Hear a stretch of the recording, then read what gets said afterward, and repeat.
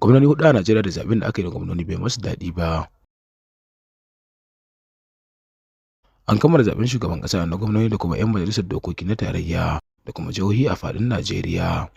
Zaɓen ya bar waɗansu 'yan siyasa cike da murna, yayin da wasu 'yan siyasa kuma ke cike da baƙin ciki saboda yadda sakamakon zaɓen ya kasance. A waɗansu jihohin ƙasar da an samu sauyin jam'iyyu, inda 'yan adawa suka samu nasara akan wanda suke mulki a jihar.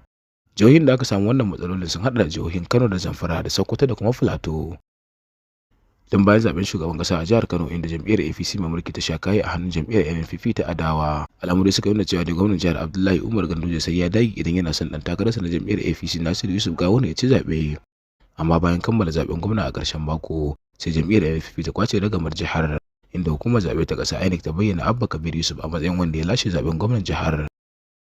Wannan sakamakon da ya nuna cewa da Ganduje bai kawo jiharsa ba ga jam'iyyar APC a zaben gwamna da kuma na shugaban ƙasa. Aniya ta tabbata cewa dai a watan Mayu da jam'iyyar NNPP ita ce ta shiga fadar gwamnatin jihar Kano, a inda APC za ta koma adawa. Jihar ta biyu ita ce jihar Zamfara, inda gwamna Matawalle ya faɗi.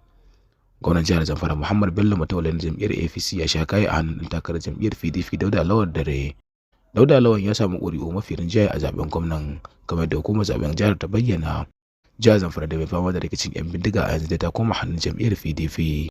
Dama da kuwa shekarar 2019 kotu ce ta baiwa Matawalle kujerar gwamna bayan da ta yanke hukuncin cewa da jam'iyyar APC ba ta bi ka'ida ba wajen gudanar da zaɓen fitar da gwani.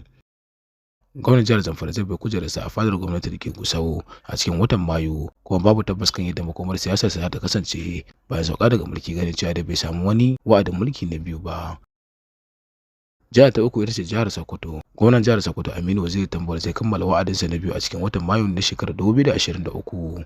A yayin da ya zo masa da rashin tabbas, ya yi takarar kujerar sanata a jihar Sokoto, amma kuma hukumar INEC ta ce zaben bai kammala ba, kuma har yanzu ba ta sanya ranar da za a sake gudanar da zaben ba. Sai da kuma ɗan takarar gwamna na jam'iyyar PDP da Tambuwal ya tsayar, wato Sa'idu Umar, ya sha kaya a hannun Ahmed Aliyu na jam'iyyar APC.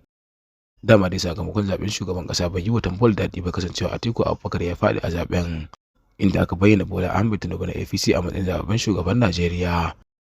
Tambuwal da shine shugaban kwamitin yakin neman zaben Atiku Abubakar. A yanzu abin da ya rage wa Tambuwal shine da samun nasara a zaben sanata, kuma aka san haka zai jefa makomar siyasa cikin rudani. A yanda tsohon gwamnan jihar Aliyu Magatakardan Wamako ke cike da murna cewa APC ta lashe zaben gwamnan jihar Sokoto, sannan kuma jam'iyyar ta ta ragama a matakin ƙasa. Daga nan kuma sai jihar Filato. Gwamnan jihar Filato Simon Lalong na jam'iyyar APC shine da ya jagoranci yakin neman zaɓe na jam'iyyar tasa mai mulki a faɗin ƙasar.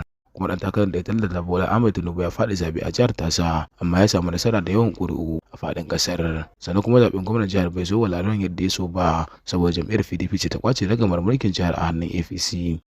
A cikin watan Fabrairu ma dai gwamnan Lalong ya sha kayi a ƙoƙarinsa da samun kujerar majalisar dattijai, da ɗan takarar PDP Bali Nikaf ya samu nasara a zaɓen. Abin jira a ga yadda shine gwamnatin Bola Ahmed Tinubu za ta tafi da Lalong, tunda zai zama ɗan adawa a jihar Filato da ya ja ragama a wa'adin mulki sau biyu. Sai a ranar 29 ga watan Mayu da za a rantsar da sabbin shugabanni a matakin jiha da kuma tarayya a Najeriya. Kuma da fatan ɗan siyasa shine a dama da shi a cikin gudanar da mulki, amma abin da yake a zahiri shine waɗansu jam'iyyun siyasa ba za su samu abin da suke so ba.